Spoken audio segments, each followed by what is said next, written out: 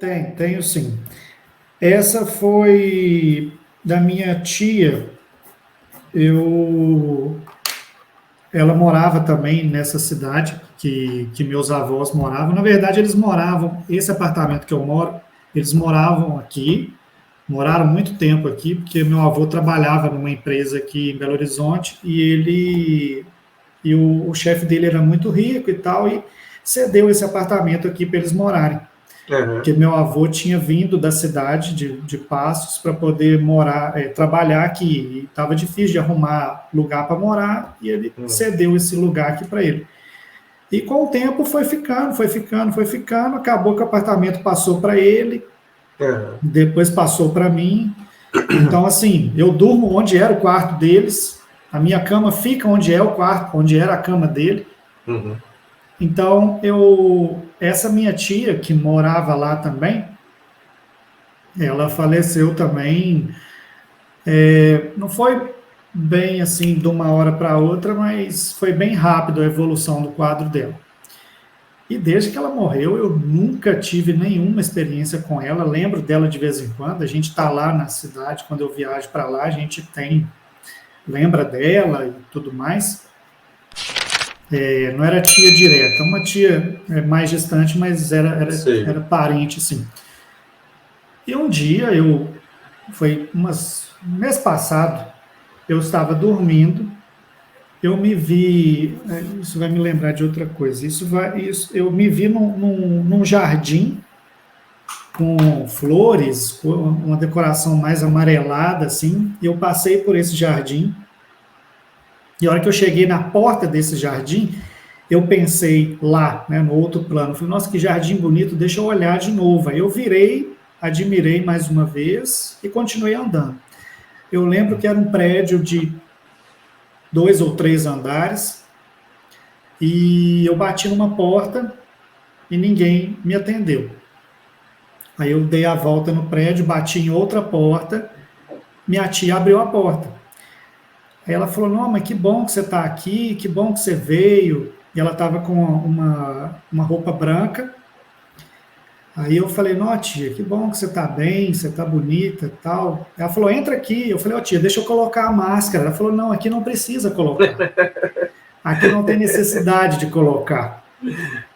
Aí eu entrei na casa, ela me mostrou, e eu lembro que eu vi pia, eu vi copo, eu vi prato, eu lembro de pouca coisa, mas eu lembro que era uma cozinha, eu entrei pela cozinha, e aí ela veio assim de novo, me abraçou assim, veio me levando para perto da pia, e eu acho que ela ia fazer alguma coisa, preparar alguma coisa. Um Ela, café. aí ela fez assim com a mão, a hora que eu peguei na mão dela, me veio assim, é a minha tia, eu estou aqui, ela está morta, e eu comecei a chorar lá e acordei chorando aqui.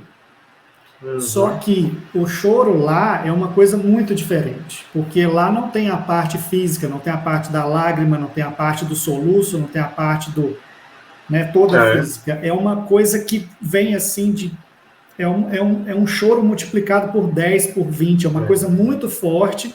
Porque a Uhum. hora que ela pegou na minha mão lá, né, no lugar que eu estava, começou a formigar e eu falei, nossa, eu estou aqui, ela está morta e eu estou tendo uma experiência com ela. Uhum.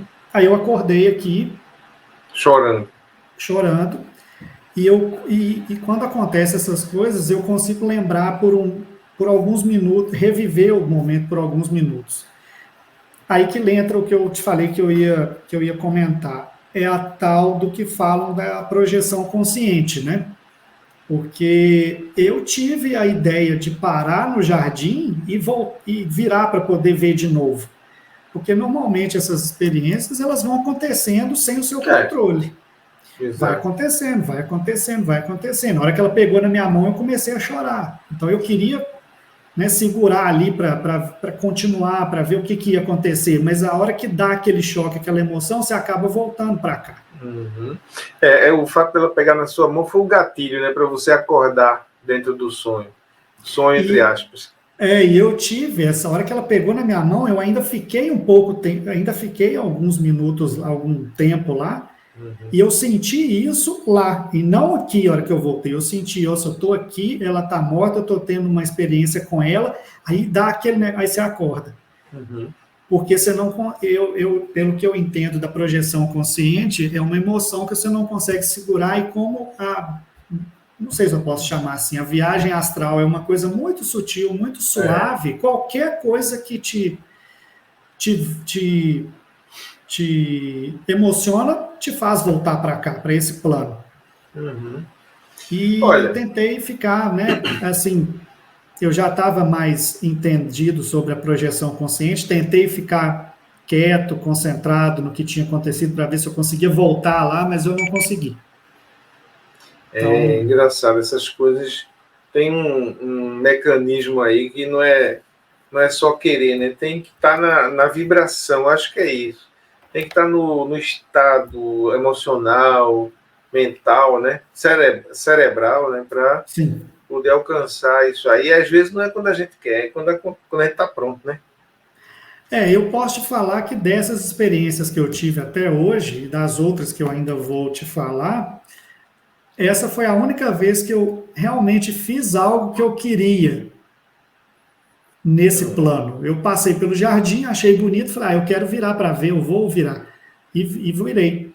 E outra coisa que eu lembrei é que isso acontece em todas as outras que eu vou contar, mas essa experiência da minha tia, que ela falou entra, quando ela falou entra, eu já estava lá dentro. Então, assim, eu não andei até a casa. Ela falou entra e eu já estava lá. Quer dizer, o espaço, né, e o tempo são diferentes daqui, né? Muito diferentes. O deslocamento, o tempo necessário para as coisas acontecerem, né? São bem diferentes. A hora que eu falei que eu ia, que ela me chamou para entrar, eu falei, peraí, tio, eu vou colocar a máscara. E ela falou, não, aqui não precisa usar. Eu poderia muito bem ter me dado conta do que estava acontecendo ali.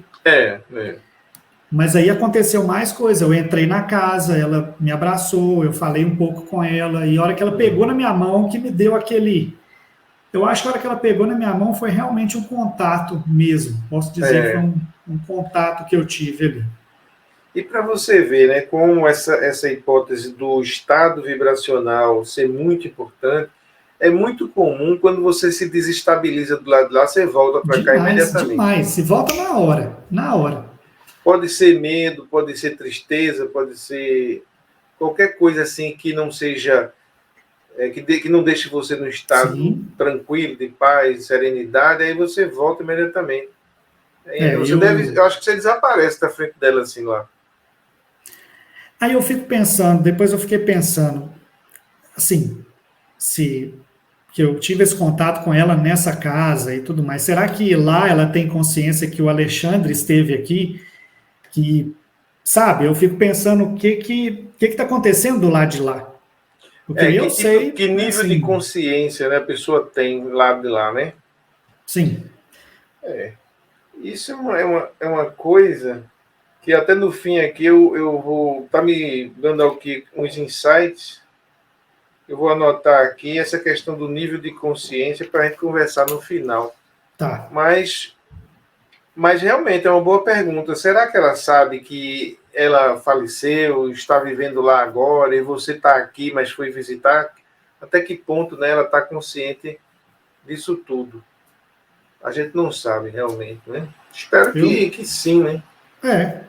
A gente espera que sim, que eles saibam do que está acontecendo aqui. Agora, eu acho que a gente não sabe, porque eles têm mais informação nossa de lá do que a gente deles daqui, né? Eu acho que eles têm mais chance de saber do que a gente. Sim. Tanto que a gente aparece lá e não sabe que está lá, né? Só depois foi que você caiu na real.